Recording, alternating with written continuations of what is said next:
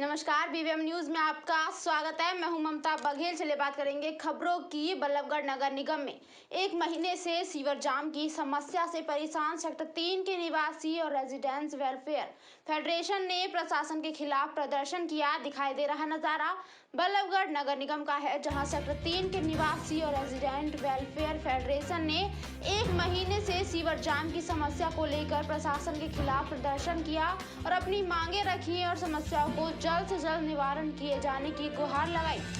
वहीं जब अधिकारी से मिलने गए तो अधिकारी अपनी सीट पर मौजूद नहीं था। वहां के निवासियों का कहना है कि सेक्टर 3 के निवासी नारकीय जीवन जीने को मजबूर हैं और जब पार्षद से शिकायत की तो पार्षद कहते हैं कि अधिकारी ही काम नहीं कर रहे, तो इसमें हम क्या कर सकते हैं। बस यही आश्वासन उन्हें दिया जा रहा है। लाइन बंद पड़ी है 1 महीने से। अरे एसडीओ एक्शन को सबको पता है, पूरे प्रशासन को पता है।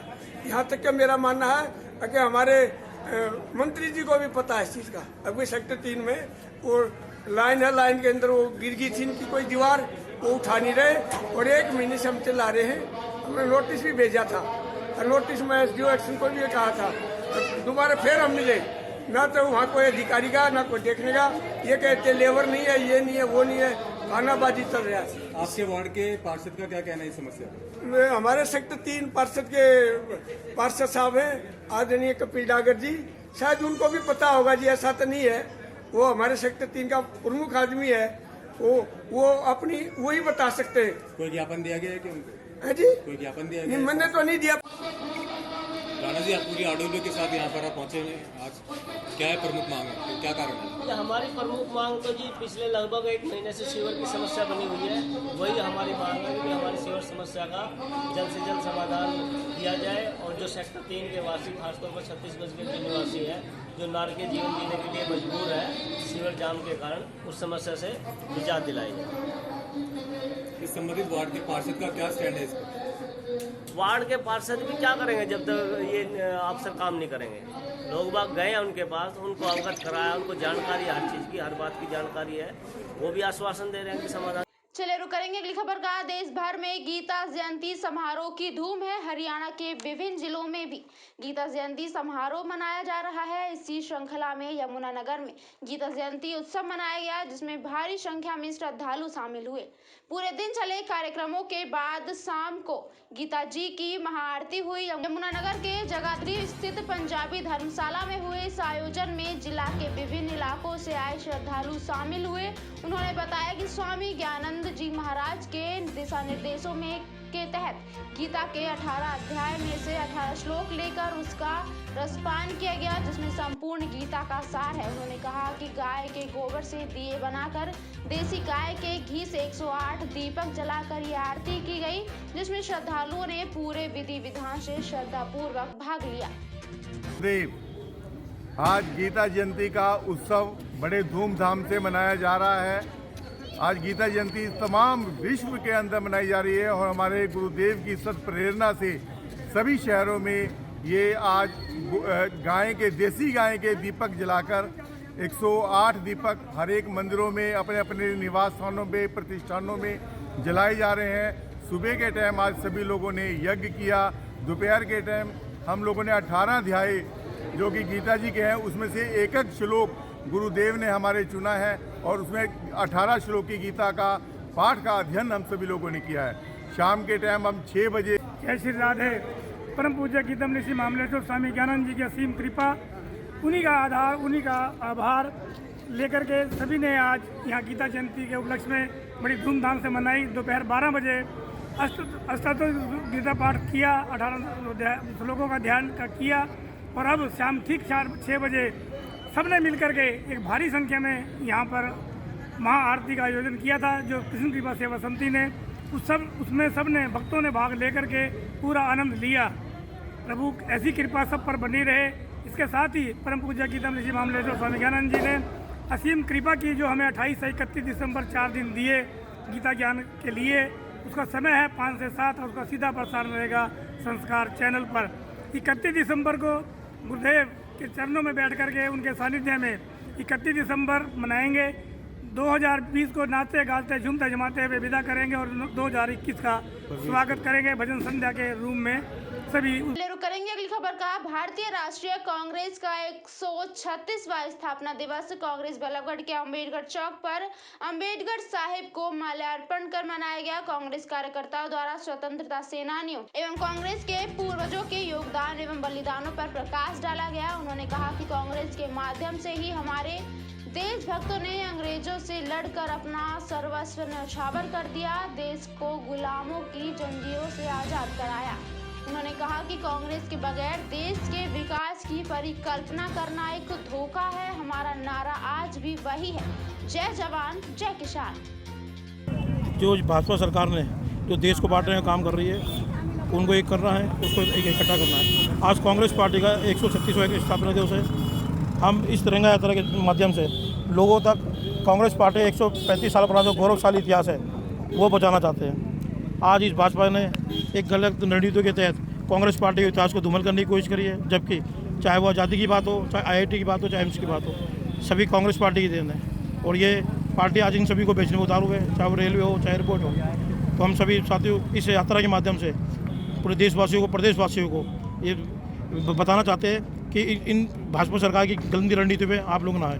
मनोज जी, आप लोग देखिए, हम कांग्रेस पार्टी हरियाणा से जुड़े हुए लोग हैं। हम कांग्रेस पार्टी हर वहाँ के नेता वहाँ की आवाज़ उठाते हैं और हम यहाँ के नेता यहाँ की आवाज़ उठा रहे हैं। आज हरियाणा के बॉर्डरों पे, दिल्ली के बॉर्डरों पे जो हमारा हरियाणा का किसान जो आत्महत्या करने को मजबूर है, जो ठंड रातों में मरने को मजबूर है, हम लोगों ने उसकी आवाज़ उठा रखी है। और कांग्रेस पार्टी हमेशा से किसानों और गरीबों की पार्टी रही है। कांग्रेस आज भी वही है। कांग्रेस की विचारधारा और सिद्धांत आज भी वही है जो आज से 135 वर्ष पूर्व आज ही के दिन देशभक्ति की भावना से ओतप्रोत होकर इस देश के लिए, इस राष्ट्र के लिए इस कांग्रेस की नींव रखी गई थी। कांग्रेस आज भी उन्हीं सिद्धांतों पर चल रही है, पर बीच में समय के बदलाव में एक छद्म राष्ट्रवाद का नारा लेकर लोगों को भ्रमित किया इस वर्तमान तानाशाह सरकार ने। जनादेश लेकर जनता का अपमान किया, विपक्ष की आवाज़ को दबाया, जन भावनाओं की अनदेखी की। जय जवान जय किसान की जो हमारी संस्कृति रही है हमारे देश में, कृषि प्रधान देश में, किसानों की आवाज़ को बिल्कुल दबाया जा रहा है, उन पर अत्याचार किए जा रहे हैं। तथा उस पे कोरोना काल में जिस तरह के काले कानूनों का पहले अध्यादेश लाया जाता है, फिर लोकसभा में, राज्यसभा में विपक्ष की आवाज़ को दबाया जाता है।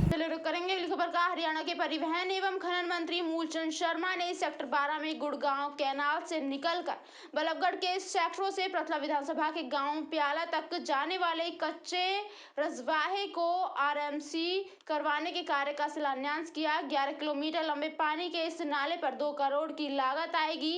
इस मौके पर कई पार्षद और सिंचाई विभाग के अधिकारियों के अलावा नगर निगम के अधिकारी तथा बिजली विभाग के अधिकारी सहित सेक्टरवासी मौजूद रहे। काफी लंबे समय से सेक्टरवासी गंदगी की परेशानी से जूझ रहे थे। उसी को लेकर सरकार की ओर से हरियाणा कैबिनेट मंत्री मूलचंद शर्मा ने करीब 2 करोड़ की लागत से 6 महीने में बनकर तैयार होने वाले रसवाहे का शिलान्यास किया है।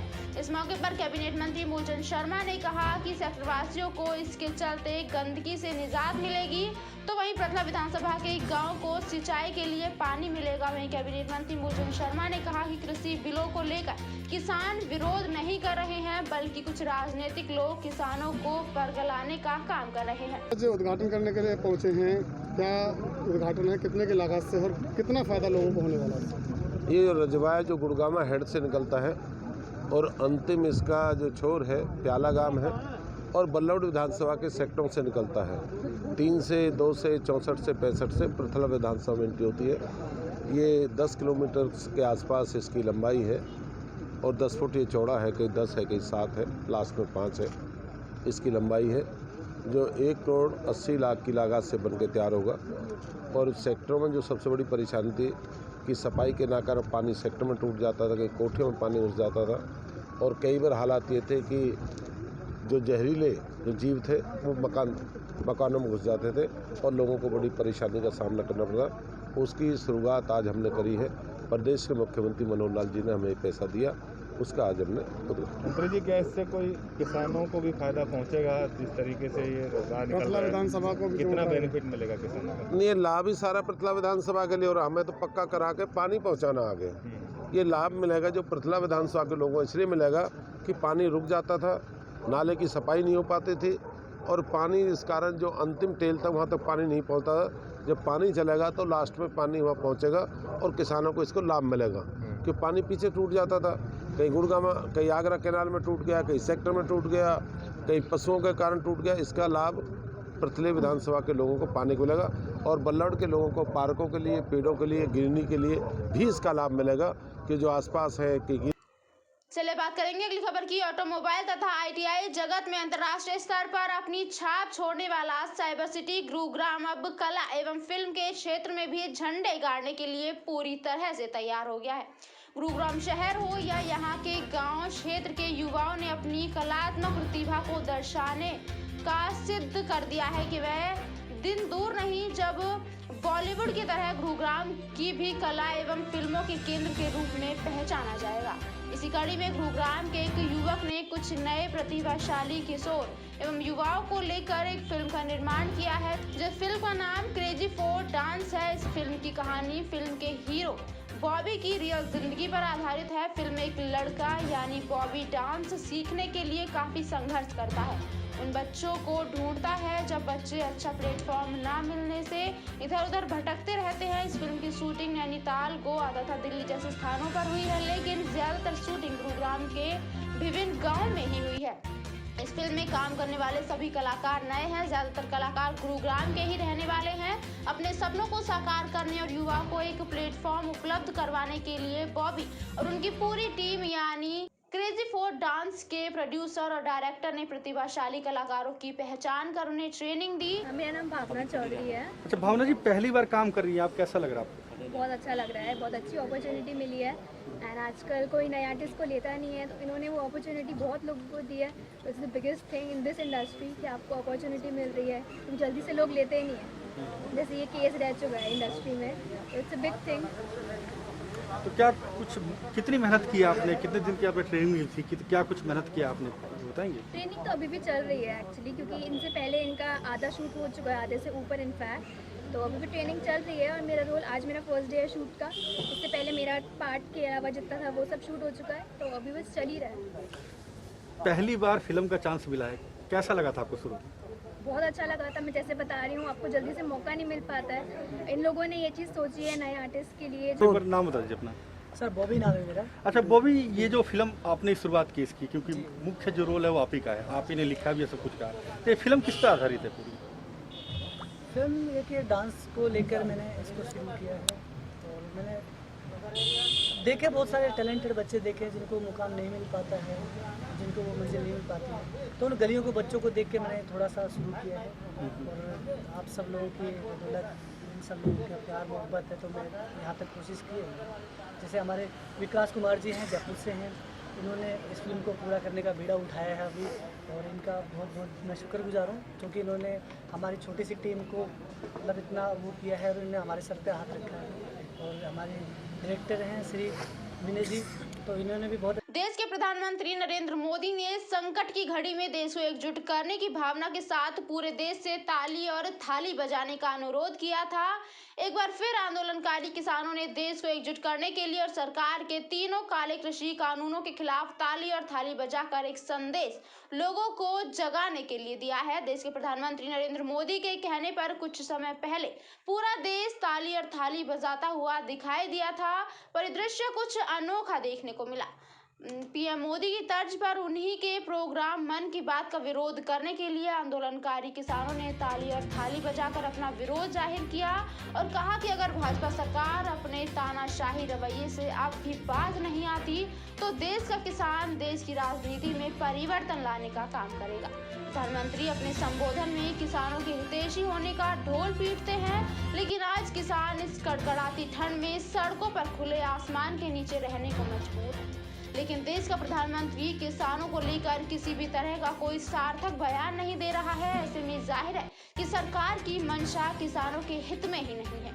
वहीं आंदोलनकारी किसानों ने स्पष्ट किया कि सत्ताधारी ये ना सोचें कि इस आंदोलन को ठंडे बस्ते में डाल दिया जाएगा।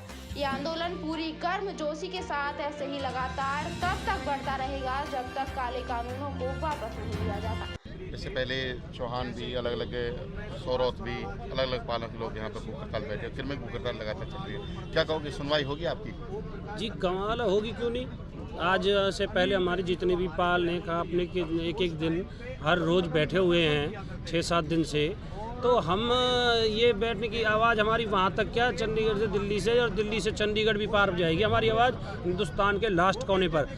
आवाज़ तो अब उनको समझ में आने लगी जब राजस्थान के और हमारे यहाँ के जब किसान सब जागरूक होकर चल दिए हैं। अब आपको पहले की कंपैरिजन करके देखें। रूपराम तेवतिया। हाँ तेवतिया जी, क्या कहोगे, ये लगातार जैसे मोदी जी मन की बात करते आ रहे हैं, आज किसानों ने ताली और थाली बजाई, आपके जो यहाँ पाल के लोग भी आज यहाँ पर भूख हड़ताल पर बैठे हैं।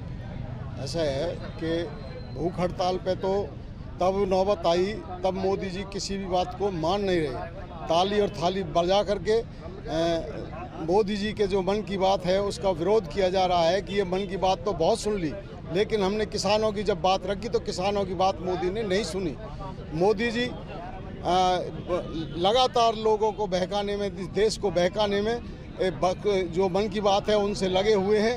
हम ये कहना चाहते हैं कि किसान मांगता था स्वामीनाथन के जरिए जो लागत प्लस C2 प्लस 50% को लागत पे MSP मांगता था किसान, लेकिन मोदी ने जो हमारा पहला MSP था वो भी इन कानूनों के जरिए ख़त्म कर दिया।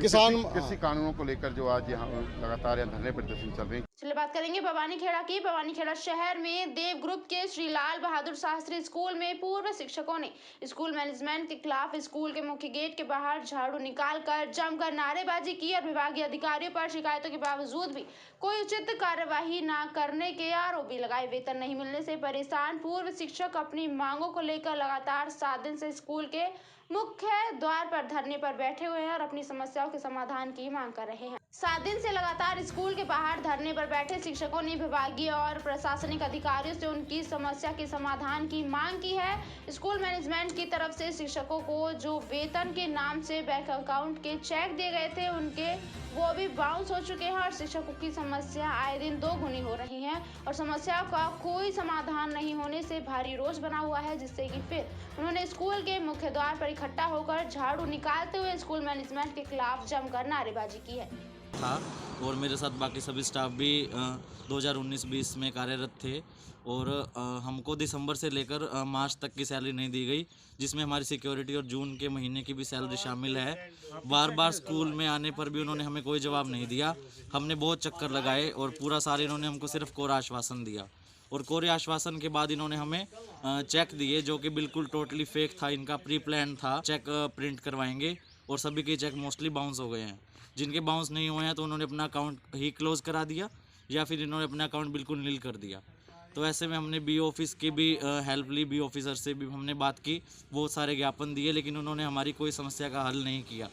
अब हम थाना प्रभारी से भी मिले, हमने उन्हें अपनी बात रखी, लेकिन हमें उनसे भी कोई संतोषजनक उत्तर नहीं मिल पाया है। हम चाहेंगे प्रशासन से कि जल्द से जल्द हमारी समस्या का हमें 2 दिन का समय दिया कि हमारे जो चेयरमैन सर हैं वो वहाँ पर हाजिर होंगे, लेकिन अब तक कोई उत्तर हमें नहीं मिला है। तो हम चाहेंगे कि जल्द से जल्द हमारा सोल्यूशन किया जाए और हम मानसिक रूप से भी काफ़ी परेशान हो रहे हैं। ये हमें किसी भी प्रकार का जवाब नहीं दे रहे हैं। इन 2 महीनों में इन्होंने बहुत सारी फीस इकट्ठी की है, लेकिन हमारे इतना अमाउंट नहीं बनता है। ये चाहते हैं तो ये दे सकते हैं, बट ये देना नहीं चाह रहे हैं। ये हमें बहुत परेशान कर रहे हैं, हमें परेशान होते हैं और अब हम कुछ दिनों से धरने पर बैठे हैं, जिनका इन पर रत्ती भर भी फ़र्क नहीं पड़ रहा। इससे ही आप अंदाज़ा लगा सकते हैं कि अपनी बात रखने के लिए आगे भी नहीं आते हैं। तो आप इसी बात से अंदाज़ा लगा सकते हैं कि ये बिल्कुल ही पैसिव होकर बैठे हैं, इन्हें कोई फ़र्क नहीं पड़ रहा कि हम कुछ भी कर रहे हैं या नहीं कर रहे हैं। जल्द पहुँचाई जाए और हमारा 15-20 अध्यापक हैं जो जिनका अभी तक सैलरी नहीं मिल पाई है। सर पहले तो इन्होंने कोई जवाब ही नहीं दिया और उसके बाद जो लेटेस्ट जवाब यही है कि अगर स्कूल खुलते हैं तो हम देंगे, लेकिन वो हम किस बिना पर विश्वास करें, क्योंकि स्कूल तो 2 महीने के लिए खुला था और इन्होंने सारा अमाउंट भी बच्चों से लिया है और जब भी फीस ले रहे हैं गूगल पे से, ताकि ये अपना कोई सबूत नहीं छोड़ना चाहते तो ये ऑनलाइन ट्रांजैक्शन करवा रहे हैं। स्कूल में आने के बावजूद भी पेरेंट्स को कह रहे हैं कि BVM न्यूज़ में फिलहाल के लिए इतना ही। आप बने रहिए हमारे साथ, देखते रहिए BVM न्यूज़। नमस्कार।